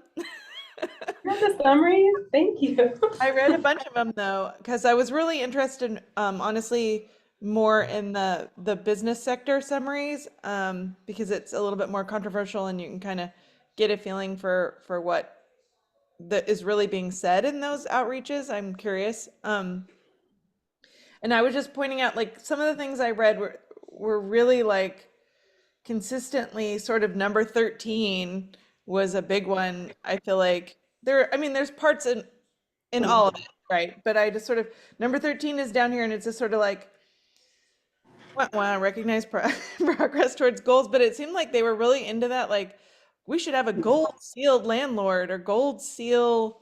It was pretty funny, right? To me, and I read that, I don't know, in a couple different spots. I feel like there's some kind of, they want some like thing they put on the house, or that if they're a landlord, or on the business, or like they really want to be recognized for contributing.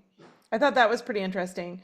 I also thought it was the thing that also stood out in a lot of the business comments was the feedback on what already happened, and where there was a feeling of just total disenfranchisement from the decision, which I know is why you're doing this, but it still feels really raw, to your point. I think that they don't want to be told what to do. They want to be incentivized and given a gold seal for doing it. Yeah, I mean, these conversations with businesses were really hard, I think. Like 75%, the first 2/3 of the meeting was them just expressing all of their gripes with how the gas restriction ordinance went down, and feeling unrecognized for what they have done to their, upgrades they have done to their buildings or operations. And so I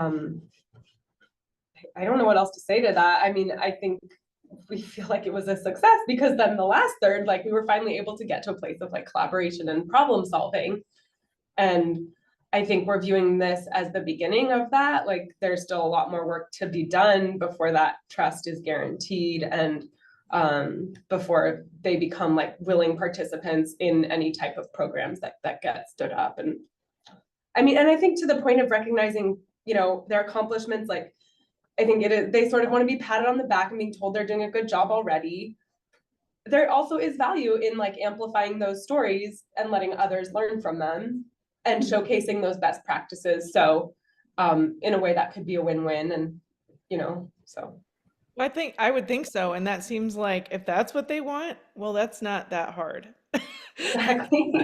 I mean, that was kind of what I reflected on. And then the other thing that was interesting, I don't know if Alexi has an opinion about it, but there was a lot of mention of dual fuel as counting.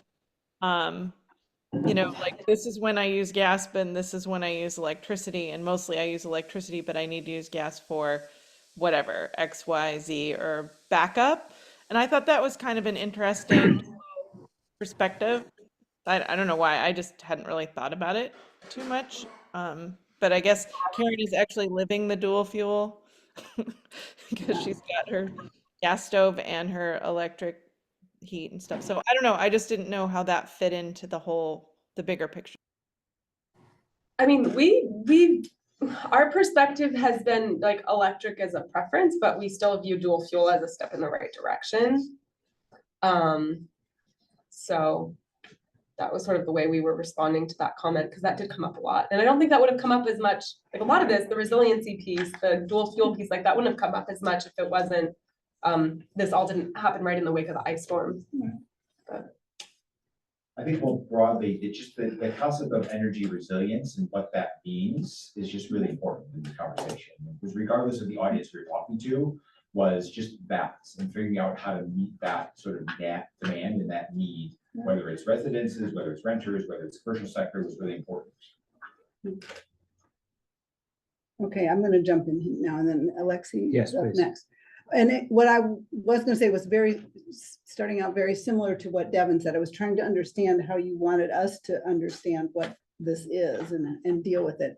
And I think I have a better idea. I do think, there's some redundancy, and there's, like you said, it's like, but there's a lot here. There's just a lot of information and a lot of takeaways. And I also want to second Karen's comments that, wow, I'm sure it was a lot. I'm not surprised to hear you say that there was a lot of initial, download of feelings and frustrations. And I think that that's was part of the function of doing it, and I appreciate you doing it, and I'm sure it wasn't easy at all. To me, what's some of the things that stand out are that, yeah, people want as much as possible a positive approach. How can we emphasize that? But I think we don't have to. I think it maybe is a way to also balance the not mandates, but the goals and something that, and with the carrot and the stick, like more carrots first, but there might be a stick or at least a guardrail, that says you have to stop here. For me, the emphasis on clean energy and renewables is important. And I think there are things that we can do about that. It seems obvious to me that people want help. They want help. They want information. They want support. They want hand-holding. They want, I think through the program we heard about earlier, I think that's going to just be necessary to try to, help people along. It's a little much for people. And which isn't here yet, but I was very impressed with the home energy score program. And I think, including something specific about that would be good. And I thought we'd also heard talk that there were maybe some clean air standards again. And I think that kind of comes under the number 11, create performance goals as opposed, but I wasn't sure if that was what you were trying to say there. And I also think, yeah, the idea of giving positive recognition and gold stars and stamps on the building and stuff like that. Let's do it. What if they're making, I know the Bold Steps program has been very, pretty successful and motivating for people, for businesses. So why not? To answer your question, performance goals versus prescriptive goals, that was like, a lot of businesses didn't like that. They felt the gas ban was like a prescription of like, you have to get off fossil fuels, versus a performance-based goal would be like, achieve this certain standard of efficiency, do it however you want. Right. So yeah, that's good. And that will be discussed more in the second session, in terms of what other jurisdictions are doing. Okay. So that will be a focus of that as well. Is that where the BPS comes into second session? It'll come up, and really, the motion is to focus on new construction, but yes, I think some existing building policies will be part of that conversation. I mean, the strategy we're suggesting for BPS is like, that's a standard that the state has already passed. Like, they've been the bad cop here. This is an opportunity for the city to come in and potentially help businesses comply with it. BPS. Sorry, building performance standards. Okay. The state recently passed a building performance standard policy that would require buildings over a certain size to meet a certain standard of efficiency. So it's an opportunity for us to like be the good cop, help them along. If we can just get more businesses to comply with that. We want it to work. And so if we can help businesses along that pathway, that's what policy implementation, that's what we've been.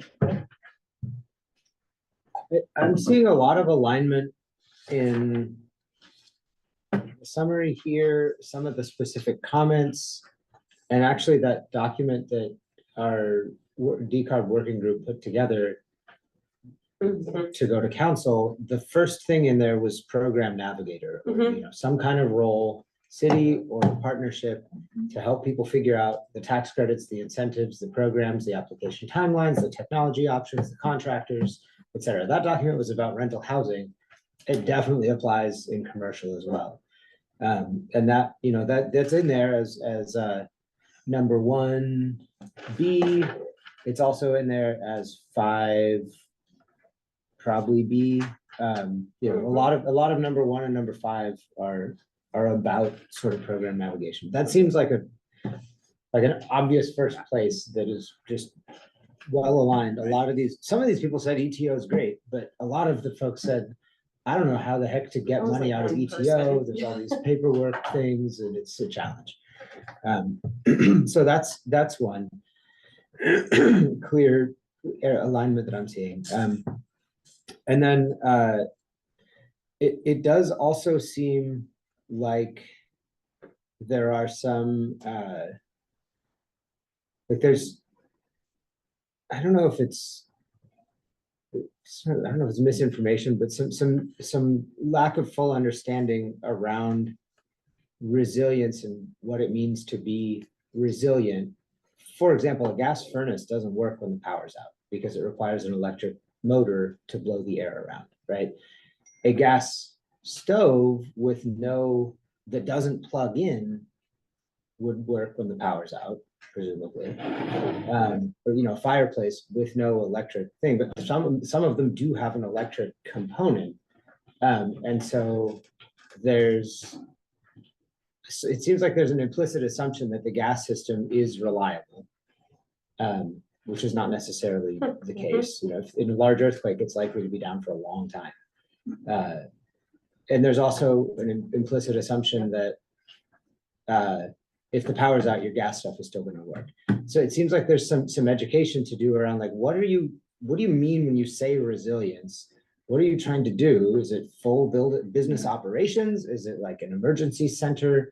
Is it we still need to be able to cook food and boil water? You know, there's like different components to resilience. There's individual, there's community, there's grid resilience. And so I think unpacking that a little bit might be helpful to get past this sort of these maybe misunderstandings of how our energy systems work and what is resilient, and onto a place where we can identify what we're actually trying to do on resiliency and then figure out how we decarbonize while still becoming more resilient. I think that's the link too we've kind of been struggling with. Like there's this glaring desire to ensure resilience in all these different ways, but like in a way that can increase our energy consumption. And what we're trying to talk about here is reducing energy consumption. And in some ways it could even increase in the way a lot of our participants have been talking about it, it's like that could increase our reliance on fossil fuels. It could expand like fossil fuel infrastructure and like other things. So it's a good point to like be a little more specific with what we mean by resilience. But I think the point you raise is the important one. We've talked to a wide swath of this community, and resilience for a restaurant that couldn't operate for 5 days during the ice storm means something very different than somebody in the neighborhood who maybe has a CPAP machine that can work. So like, there's not one definition, right? Like I think they're kind of these one-off conversations, and there is kind of a broad conceptual idea of resilience, but it means very specific things with very specific sectors. And I think teasing that out and what that actually means and how we accomplish these kind of interconnected web of this is an important part of this conversation. Yeah, I agree with that. What is the strategy? In specific reference to certain like resiliency strategies, like there are more like climate conscious, like I lost electricity like a lot of people did. We bought a generator, but it's a 3-fuel generator, and there's renewable diesel fuel that you can use in generators like that. And then I'm gonna get an upgraded like wood stove that's more like there's certain technologies in wood stoves that are more efficient. So it's like giving specific, like if people are concerned about resiliency, we could give information about what that looks like. Because, and I think it's a good idea, like what Alexi said, is to really break that down and say, what are you looking for with respect to resiliency? What does that mean to you? Like, yeah, I think more inquiry and also giving, you know, if that's what you're interested in, here's some climate conscientious, like, What are some different strategies? Yeah, like climate conscious, or Yeah. tobacco. Okay, I'm just Yeah. realizing we're actually over our time limit here. Devin's got her hand up, so I'm gonna let Devin have a quick one, and then I think. Give the students if they want to say something. Oh, okay. Well, let's get Devin. Go ahead, Devin. She's done. Oh, you're done? Oh. No. Okay. Okay, never mind. All right. Were architects involved with this process at all? Yeah, we had architects come several to the residential, commercial, industrial, and public institutions. So it was really cool to have. I mean, I think architects are a huge ally for decarbonization. So it's good to have their voice. Yeah, and I would just emphasize that people who focus a lot on passive house would probably be your best. Well, I don't want to say they're your best bets, but they like understand how using passive systems and natural cycles, thermodynamics, how to best take advantage of them. So like Studio E with Beyond Feeling Good. Yep. Okay. Awesome. Yeah, several times. He's awesome. Got it? Thank you. Yeah. Well, thank you guys. This is a lot. I better appreciate it taking some time today to hear about it all. Yeah, and I really appreciate your feedback, because I think, one, this is reinforced, I think, a lot of things you Yeah. said, but I think it's also probably some clarifying Totally. thoughts as well for this. Yeah. I think, yeah, we really value the input from the commission. And this will, like, this whole conversation we just had, this will be included as a meeting summary Okay. as one of the engagement events that we had, so. Great. FYI, your comments Will be in there. live in stone on the website. And then you all will be presenting on the 10th and the 17th of July. That will be. And just since we're sort of on the topic, because I'll segue into committees, because I know, Alexi, I agree with you, the decarb letter that the committee produced, like, it does dovetail really nicely with what we're planning to bring to council, and I'm wondering if it could be better. Like, I think currently you were planning to share it at public comment on the 25th. I'm wondering if you'd be willing to do it on the 8th, July 8th, if you're in town, because that's 2 days before we go to present to city council, so it'd be fresh Be in nice their to mind. lead in, yeah.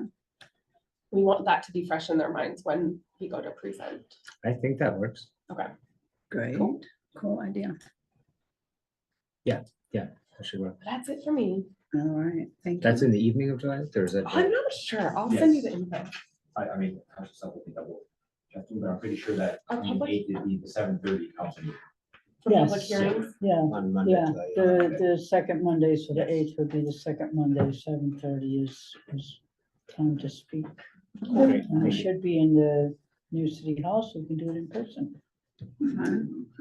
Supposed to be the first one is June 24th. That's cool. Okay. Here, it's getting pretty close. That'll be so New cool. city, oh. Okay, so item number 5, we've got an action item to approve the memo from the Waste Prevention Committee. Mitra, do you want to say anything? Yeah, I hope everyone got an opportunity to look over it. It was just a summation of our, waste prevention, food waste. Sorry, I'm like, wait, am I talking about the right thing? Yeah. Yes, it's just a simple summary of our work, the survey that came out of it and the results of the survey. So I don't know if we have time to really go over it, so I move to approve that. A second? Sure. Any questions or discussion? Thanks for doing this work. That's Mikey. Yeah, very good. Any questions or discussion there? All right. Mine's really interesting, and I think it's a really interesting model of thinking about outreaches and the other things. So really appreciate the work. Oh, thank you. And the mayor loved it. She was really excited about the survey and stuff, so it was fun. Stickers on the bins, like no brainer. Yeah. Boy, No. boy, would that help. And they exist. They just need to I've be got a whole stack. disseminated and out. stuck on them. Walk around on the collection day in various Yeah, that's a neighborhoods. good idea. Right. Don't think the Take a little break Gorilla, back. Marco Polo did it. Seriously. Great. All right, all in favor? Thank you very much, Waste Prevention Committee. Thank you. All right. Establish summer tabling team for Education and Outreach Committee. Yeah, just an update for folks, and I want to get a sense of who wants to be part of the team. We've having 3 invitations. We had a 4th one that I shared last meeting. We were invited to the Bethel neighborhood group, and we just really didn't have anybody available at that time.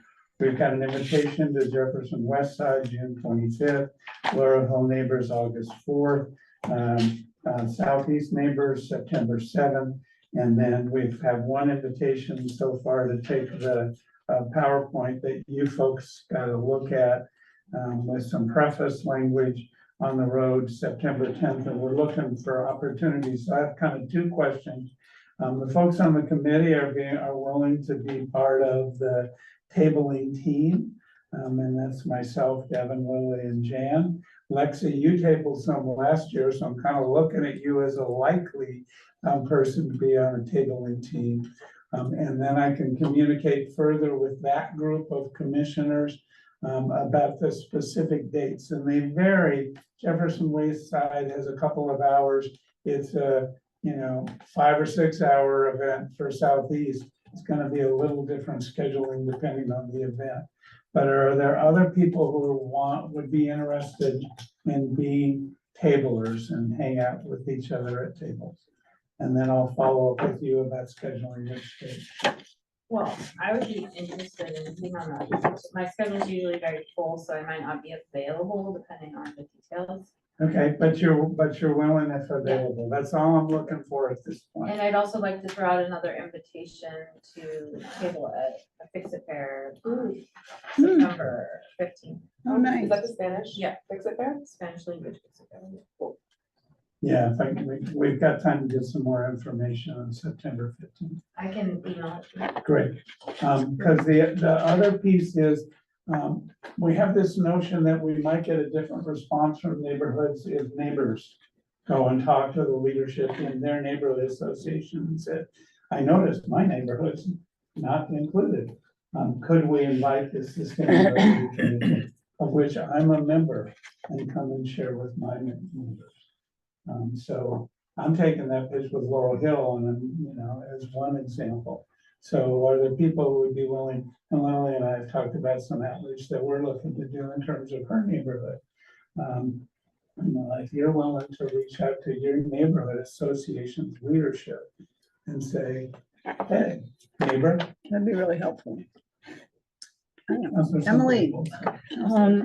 Speaking of neighborhoods, the Far West Neighborhood Association is just getting itself back together, which I'm thrilled about. And I was at their meeting and they have asked for us to table, if we can, at their first picnic, which is July 16th, from 5:30 to 7:30 at Berkeley Park, which you take City View to 14th, turn right, you come to it. So it's only 2 hours. It's a new group, so I'd really, if anybody can make it, I'd really appreciate that they would get the support and enthusiasm of our enthusiastic group. Is the new leadership on the neighborhood list? Because that's who we reached out to. Right, I do not know, but I got an email from the person to reach out to yesterday, so I should be able to get that to you. Super. No, we're looking for more opportunities like that. If you're in the neighborhood or know more, that's what we're looking to do. I'll take Jefferson West Side. I can table that day. Okay, well, I'll be filling stuff in, but I'll also write you in there already. Where's it? Oh, hi, Karen. Karen, go ahead. Dennis, would you send a Google Doc out, a schedule doc out, and we can sign up that way?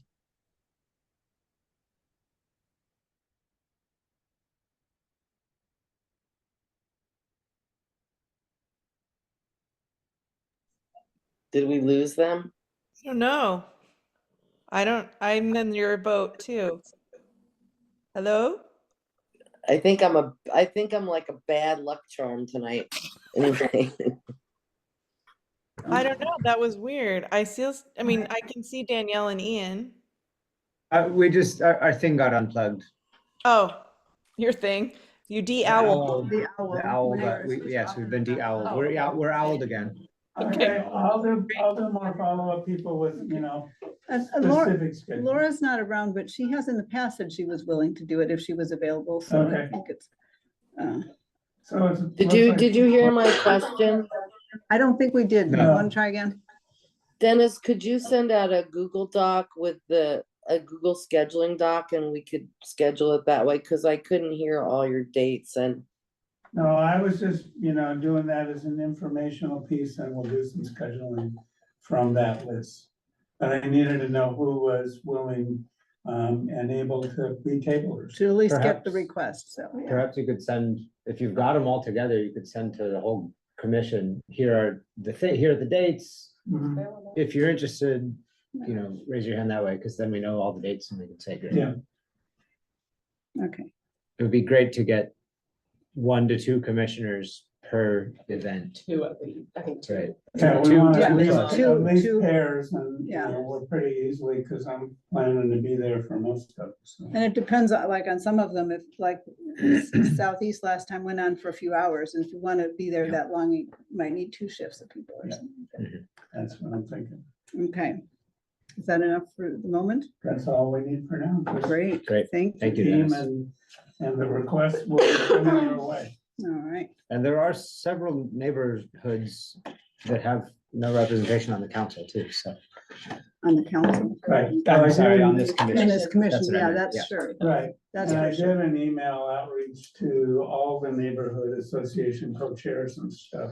And we got a few back that way. And the first one from Bethel, unfortunately, is one we couldn't do, but we're growing a continuing relationship with those folks, so. I forward you the email from Far West. Great.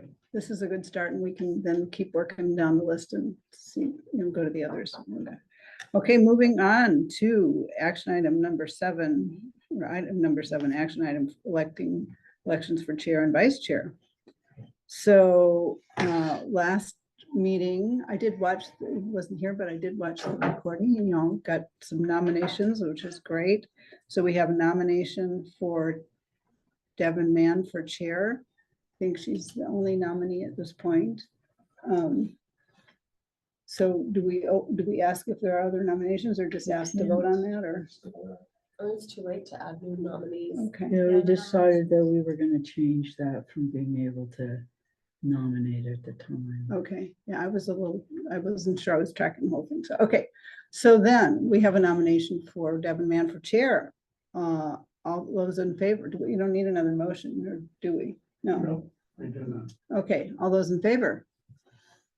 Yay, Devin.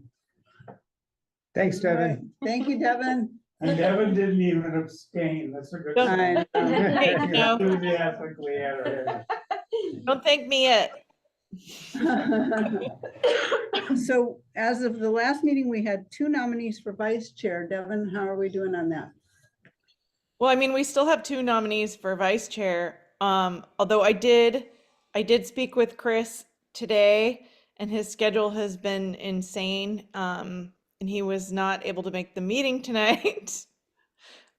So, cause he's in Bend for work, and I just think that, my impression was that he did not say he was going to withdraw his nomination, but he did say he's in 100% full support of Mitra. Now, that's not a vote, because he can't vote, in absentia or anything, or by proxy or anything like that. But I did have a very positive conversation with him. He's excited about whatever happens. You have to take my word for it, but he was not, it wasn't awkward or weird, or he was just like, yeah, it's probably for the best. So that's just my conversation I had with him.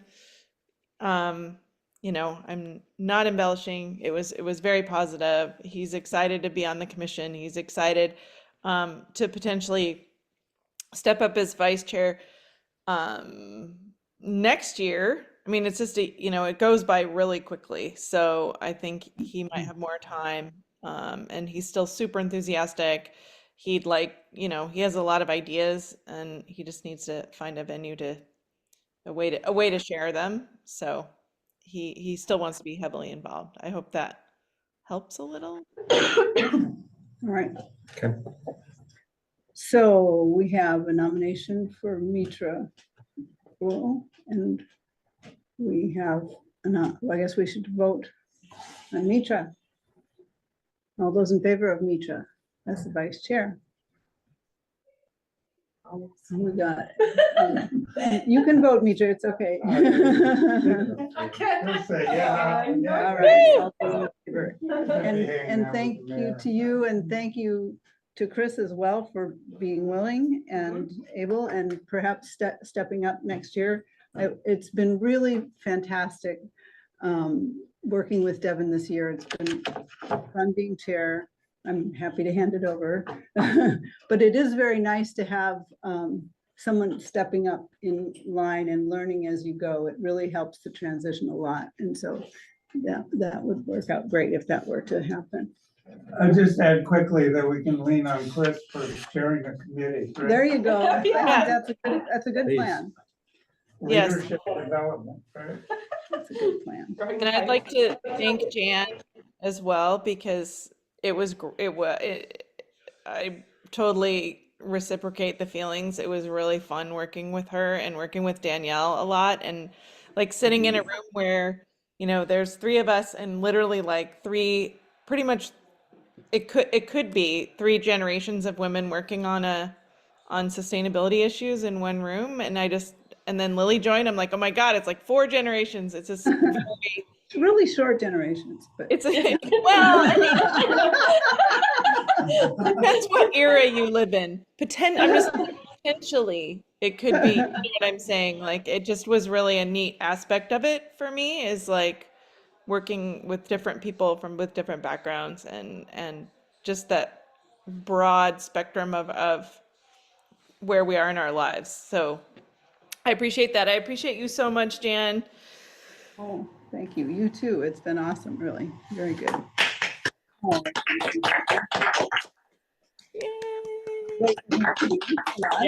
I'm still around, so thank you all. And where we got some updates from council.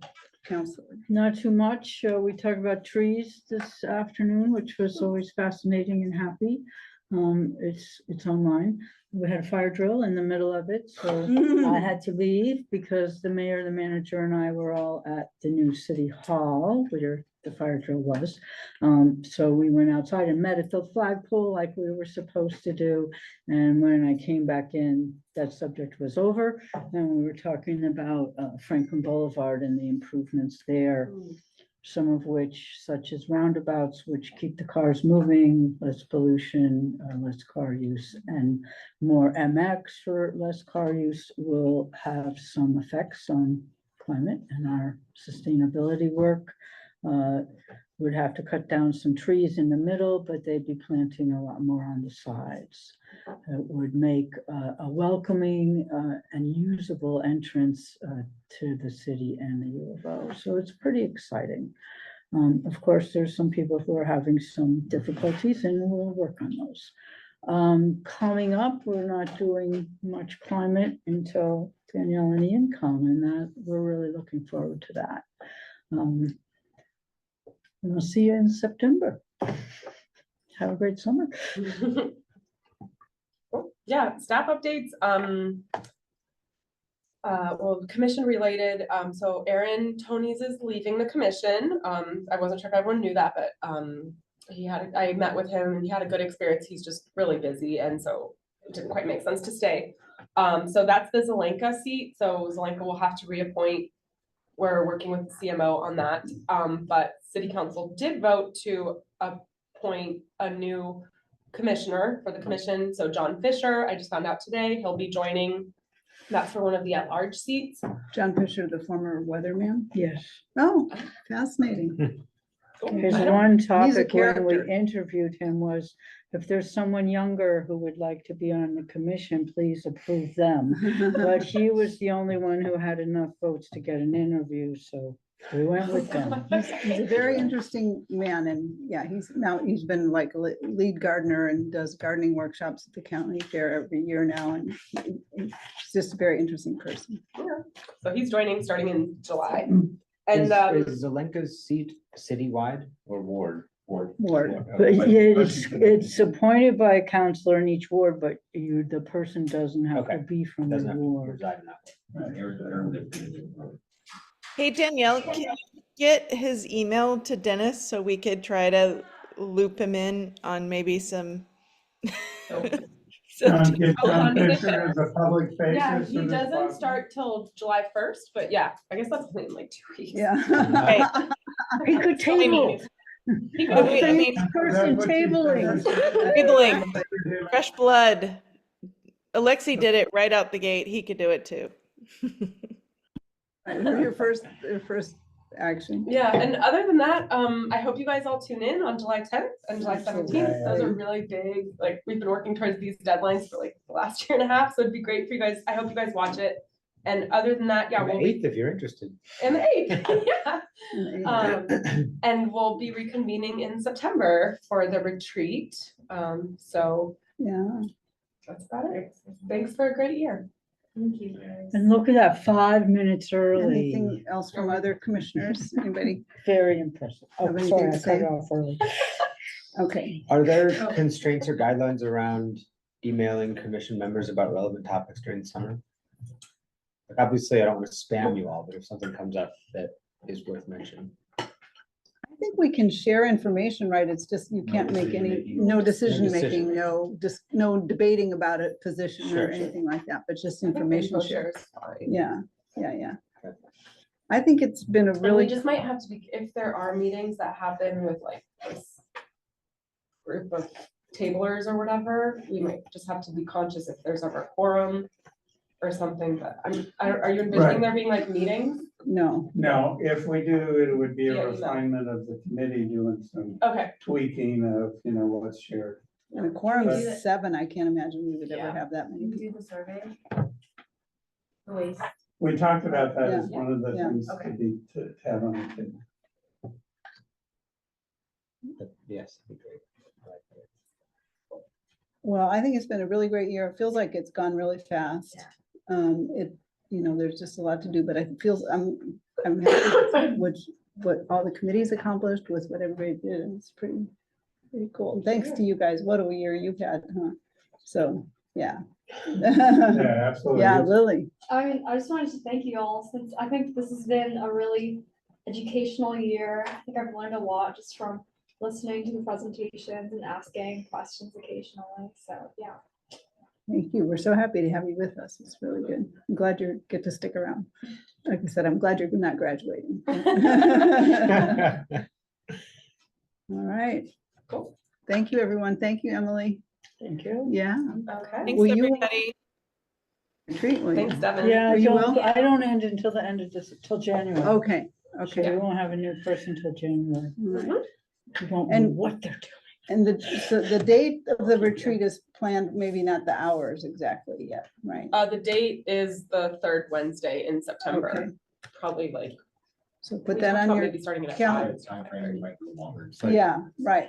Just put that on your calendars now, because that's September important. 18th. And we'll, Yeah. we'll have food. Well, Yeah, I was dinner. gonna say, and there's gonna And be maybe dinner. not. Maybe something else can happen on the Wednesday cafe. And that's evening, right? Evening, Yeah. yeah. Like It's 6 normal time, right? I mean, we might make it longer, but it's like normal. It'll be the same time. Yep, sorry, yep. but We go longer. Yep. Okay, well, I'm gonna Excellent. end the webinar. Anything else? I didn't look up there. Anything else for the good of the order? Okay. Thanks. Long. Bye. Bye. Bye-bye.